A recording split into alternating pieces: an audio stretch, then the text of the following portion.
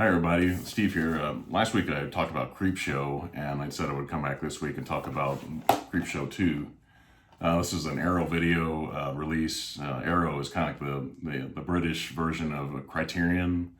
They love to put a lot of special features in their videos, from the movie, and they like to do usually like a 2K or 4K scan from the original negative. So you're usually getting a really good picture quality, and they just really put a lot of care into their movies, and they're also really expensive as well, just like Criterion. This movie was released in 1987.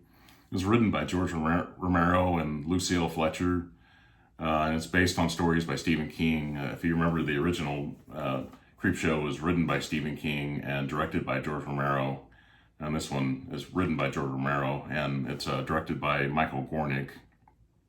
It has 3 stories in it.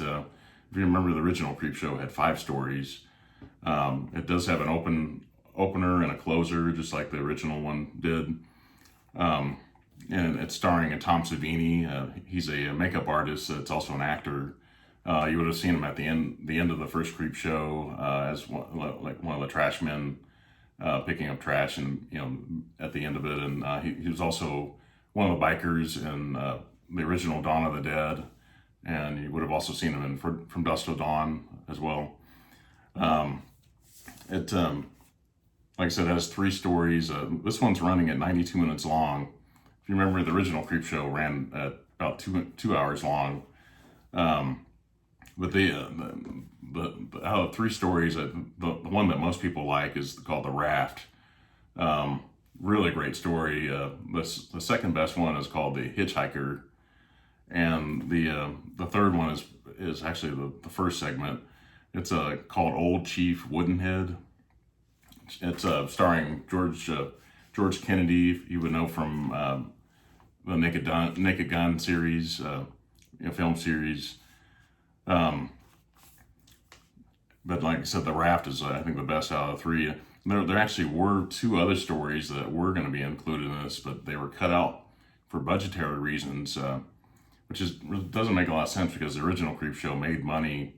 This one had only a $3.5 million budget, and it actually made $14 million in revenue, box office revenue. So it doesn't really make a lot of sense that they would cut out 2 stories. I guess they maybe thought the stories were not really strong enough, or maybe they thought people really didn't want to see a sequel or wouldn't support a sequel as well. But the 2 stories that were cut from this were called Pinfall and Cat from Hell.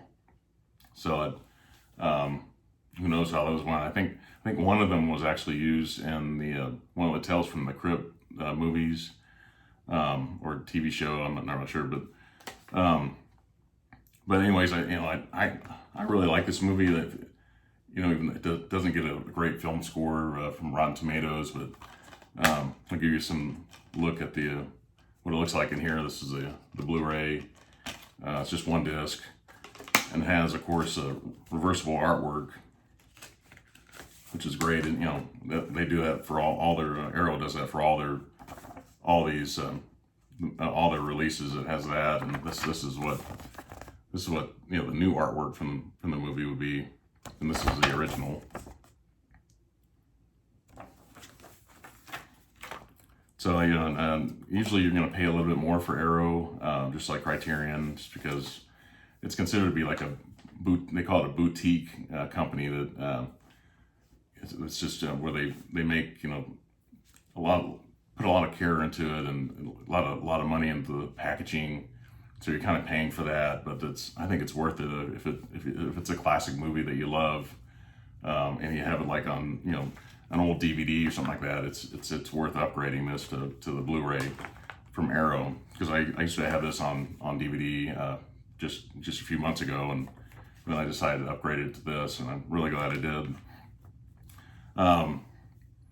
So that's all I had to talk about this, but I do want to point out something I did today, which is not related to this, but something just really special to me. I live in Indianapolis, and I've been a Notre Dame fan all my life. I'm Catholic as well, so my sister and I actually drove up to South Bend, Indiana today, and I got to see my first Notre Dame football game. They played Toledo today. Not a great opponent, but they won the game 32-29. So I got to see a game, first time in my life. I'm, like I said, I'm 48 years old, so, I've been a Notre Dame fan all my life. So I've actually been to South Bend before. Back in 1993, my dad and I actually drove up there. It was because I love the movie Rudy, with Sean Astin and Jon Favreau. I love that movie so much that it really inspired me to go there. And when we went there, it was actually during spring break, so everyone was gone off of campus, and until the last day we were there on Sunday, that's when students started returning.